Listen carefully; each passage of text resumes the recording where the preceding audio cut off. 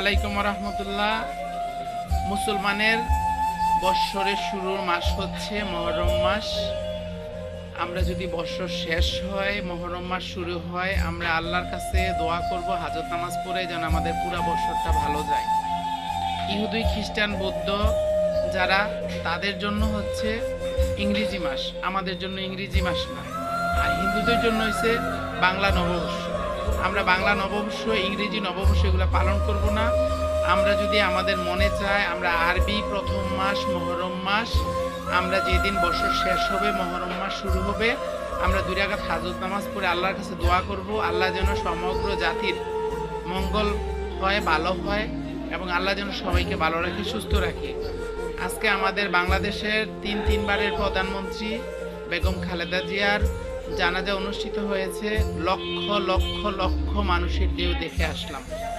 আল্লাহ ওনাকে জান্নাতের উঁচু মাকাম দান করুক এবং আল্লাহ ওনাকে জান্নাতের সর্বোচ্চ জান্নাত দান করুক। সবাই ওনার জন্য দোয়া করবেন, সবাই ভালো থাকবেন। দয়া করে আজকে কেউ বাজি, পটকা, বিভিন্ন ধরনের খারাপ কোনো উদ্দেশ্যে কোনো কিছু করবেন না। মানুষ রাত্রে অসুস্থ মানুষ থাকে, অনেক মানুষে ইবাদত বন্দি করে, অনেকে রাত্রেবেলা কোরআন তেলাওয়াত করে, অনেকে তাহাজ্জুদ নামাজ পড়ে।